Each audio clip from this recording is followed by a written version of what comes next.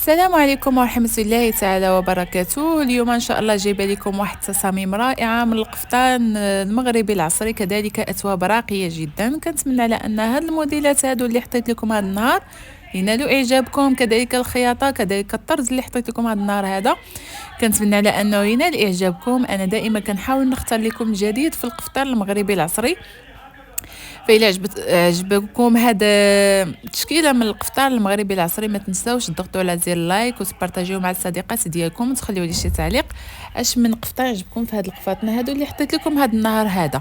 المهم من ناحيه القفاط اللي حطيت لكم في هذا النهار هذا، الوان راقيه، الوان زاهيه، الوان متناسقه، غزاله كتحمق. كنتمنى على انها تنال اعجابكم، فدائما كنحاول نختار الحاجه اللي كتكون جديده وعصريه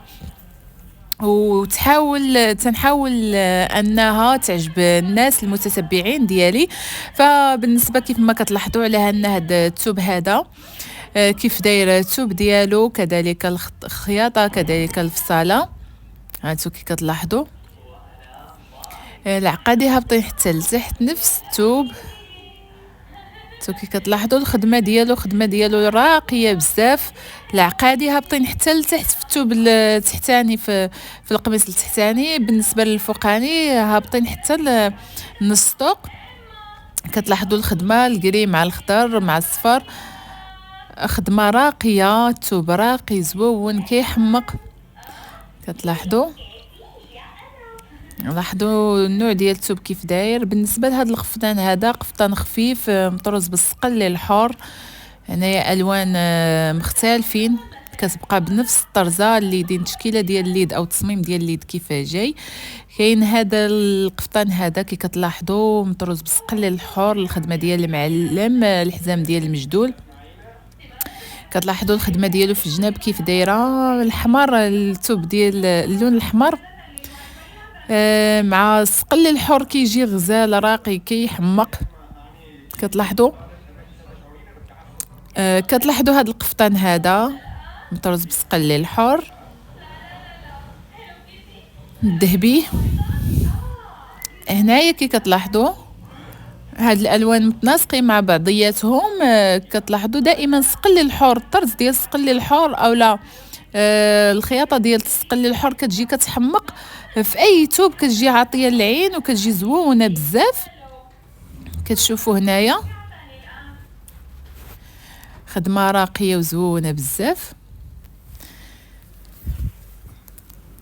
هذا نفس الثوب ديالو كيف داير الطرزه، لاحظوا الطرزه اللي في الايد كيف دايره والتصميم ديال الايد ديالو كيف دايره. هذا بالنسبه هذا الفصاله هذه، كتلاحظوا الفصاله كي كتلاحظوا التصميم كي كتلاحظوا الطرز ديالو كيف داير بصقل الحر. اليوم حاولت على ان التشكيله اللي حطيت لكم اليوم تشكيله اللي هي سامبل وخفيفه بزاف، اغلبيه ديال التشكيله هذه مدروزه بالصقل الحر. حاولت ما نختارش لكم، عاده انا ما كنختار لكم في الفيديوهات ديالي دوك اللي فاتوا هكا كيكونوا منبتين بالصقل، منبتين عفوا بالعقيق مهرس اولا بالعقيق عادي اولا بالموزون. اليوم حاولت اني نختار لكم هذه التشكيله هذه ما فيهاش نهائيا، ما فيهاش تنبات. كتلاحظوا الثوب ديال هذا القفطان هذا كيف عامل، هنا كذلك مطروز بالصقل الحر. الالوان فقط اللي كيختلفوا في هاد القفاطن هادو. هنايا حاولوا على انهم يخدموا بالكحل الثوب، كي كتلاحظوا الثوب الشيبو مع الكحل كيجي كيحمق. هنايا نفس الخدمه. كتلاحظوا هاد القفطان هذا الفصاله ديالو كيف دايره، التصميم ديالو كيف داير. كنتمنى على انه ينال اعجابكم. كتلاحظوا الخدمه ديالو هنايا. شوفوا هذا القفطان هذا التصميم ديالو كيف داير، مطروز بالعقيق منبت، كذلك بالصقل الحر على ما اظن.